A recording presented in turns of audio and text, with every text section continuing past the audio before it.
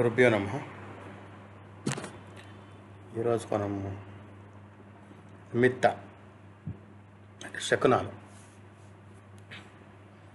దాంట్లో ఈరోజు కాకి శకునం గురించి తెలుసుకుందామండి.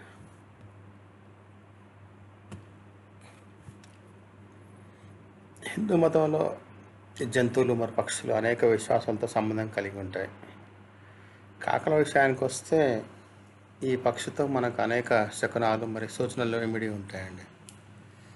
పురాతన విశ్వాసం ప్రకారం కాకులు మన పూర్వీకులైన మృతులో మరి జీవించి ఉన్న మన మధ్య అనుబంధంగా ఉంటాయని పరిగణించబడతాయి. కాబట్టి మనం పితృదేవతలుగా భావిస్తాం. అందుకే మనం పితృకార్యాలలో కాకొచ్చి పిండాన్ని ముట్టాలంటే అంటాం కదా, అంటే అందుకోసం అనమాట. ఈ కాకి భవిష్యత్తుని కూడా తెలపగలదని నమ్మకం ఉంది. కాక అనే పదం 2 పదాల నుంచి వచ్చిందండి, కా మరియు ఆక. ఇవి భౌతిక సుఖాన్ని మరియు దుఃఖాన్ని సూచిస్తాయి. అందువల్ల కాక వివిధ సమయాల్లో వివిధ రకాల స్వరాలతో చేసిన కూతల నిమిత్తంగా పరిగణిస్తారు. సునామీ విపత్తు సంభవించే ముందు వేలాది కాకులు ఒకే చోట చేరి తీవ్రంగా అరవడం కనిపిస్తుందని కొన్ని నివేదికలు చెప్తున్నాయి. కాకులు చేసే కూతలపై కొన్ని పరిశోధనలు ఉన్నాయి. ఒకటే పదాన్ని వివిధ స్వరంలో ఉపయోగించే భిన్నార్థాలను తెలియజేస్తాయనేది విశేషం. కాకి ఎక్కడ కూర్చుంటుంది, ఎలా కూర్చుంది, పెద్ద ఆకుల చెట్టు, చిన్న ఆకుల చెట్టు లేదా ఆకులు లేని చెట్టు అన్నదానిపై ఆధారంగా వర్షాభావాన సూచనలు తెలుస్తాయని అంటారు. ఓ ప్రయాణికుడి ముందు కాకి వచ్చి బలంగా అరవడం ప్రారంభించి తర్వాత వెళ్ళిపోతే అతని పని లేదా ప్రయాణ ప్రణాళికలు విజయవంతమవుతాయని అర్థం. ఒక కాకి నీళ్లతో నిండి ఉన్న గంగాళం మీద కూర్చుంటే దాన్ని చూసిన వ్యక్తి ధనవంతుడు అవుతారంటారు. నీళ్లతో నిండి ఉన్న గంగాళం మీద కాకి కూర్చోవడం ఆ వ్యక్తికి ఆర్థిక పరిస్థితి మెరుగవుతుందని సూచిస్తుంది. ఒక కాకి తన నోరులో రొట్టె మాంసం ముక్క వంటి పట్టుకొని వెళ్తుంటే అది శుభవార్త కింద వస్తుందని సూచన. ఆ మాంసం ముక్కను కాకి ఎవరి మీద అయితే వదులుతుందో అది అశుభంగా పరిగణించబడుతుంది. కొన్ని సంస్కృతుల్లో అది మరణవార్త కింద భావించబడుతుంది. ఒక ఎగురుతున్న కాకి మనిషి తల మీద ఢీకొడితే ఆ వ్యక్తికి రోగం వచ్చే అవకాశం ఉంది. కాకులు సమూహంగా అరవడం ప్రారంభిస్తే ఆ ప్రదేశానికి ఆ ఇల్లు, గ్రామం లేదా కార్యాలయం చెడు వార్త రానుంది. ఆ ప్రదేశ యజమాని సమస్యల్లో పడతాడు.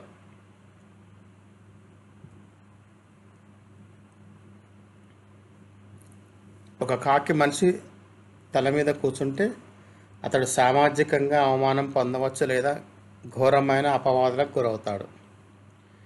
ఒక కాకి మహిళ తల మీద కూర్చుంటే ఆమె భర్త కష్టాలు కలగవచ్చు.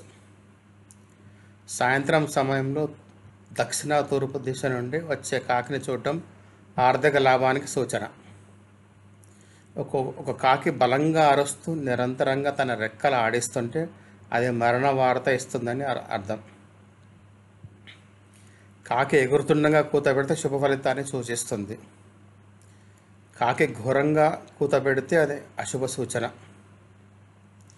సూర్యుడి వైపు ముఖం పెట్టి ఎండలో కూర్చొని కాకి ఘోరంగా కూత పెడితే ఆ కార్యక్రమం మొదట విజయవంతమవుతుందని కానీ చివరకు విఫలమవుతుందని సూచన. కాకి సూర్యుని వైపు ముఖం పెట్టి నిదానంగా కూత పెడితే అది శుభ సూచన. ఛాయలో లేదా నీడలో కూర్చొని సూర్యుని వైపు ముఖం పెట్టి నిదానంగా కూత పెడితే ఏ పని అయినా విజయవంతం అవుతుంది. మొదట సూర్యుని వైపు ముఖం పెట్టిన కాకి తర్వాత నీడ వైపు తిరిగి కూత పెడితే మొదట అశుభం తప్పుతుంది అని తర్వాత దుష్ప్రభావాలు కలుగుతాయి. సూర్యోదయ సమయాన నీడలో కూర్చున్న కాకి కూత పెడితే కాకి కూర్చున్న ప్రదేశానికి చెందిన వారు శత్రువులపై విజయం సాధిస్తారు, కోరికలు నెరవేరుతాయి. కాకి దక్షిణ పడమర దిశలో కూర్చొని కూత పెడితే అది లాభ సూచన. ఇది ఏ సమయానికైనా వర్తిస్తుంది. ప్రభాత సమయంలో కాకి అందమైన ప్రదేశంలో మధురంగా కూత పెడితే శత్రువులు నాశనం అవుతారు. దీన్ని తెలుసుకుని యుద్ధానికి వెళ్ళవచ్చు. ఏ సమయానికైనా కాకి దక్షిణ తూర్పు దిశ నుండి కూత పెడితే అది విజయాన్ని సూచిస్తుంది. ఉదయం లేదా ఏ సమయమైనా కాకి ఉత్తర దక్షిణ పరమర దిశ నుండి కూత పెడితే దొంగల భయం మరియు నష్టం సంభవిస్తుంది. ఒక కాకి తీర్చిన మంచిది, 2 కాకులు తీర్చే శుభఫలం, 3 కాకులు తీర్చిన రాజ్యలాభం, తీర్చి కట్టిన ఎడల కష్టము, తీర్చ కట్టిన ఎడల దైన్యం కలుగును, పలుమార్లు కట్టిన తీర్చిన కార్యసిద్ధి కలుగును, దూరం నుండి తీర్చినని ఆలస్యంగా కార్యసిద్ధి కలుగును, సమీపం నుండి తీర్చినని మేలు కలుగును. ఊరి నుండి కానీ ఇంటి నుండి కానీ బయలుదేరినప్పుడు కాకి తీర్చనని మేలు కలుగును. ఊరి ముందర కానీ ఇంటి ముందర కానీ ప్రవహించినప్పుడు కట్టనేని మేలు కలుగును. కాకి శకనములను గురించి మార్గమధ్య ముందు విచారించక్కర్లేదు. ఊరి ముందరను ఇంటి ముందరను మాత్రమే కాకి శకనం గురించి పరిశీలించవలను.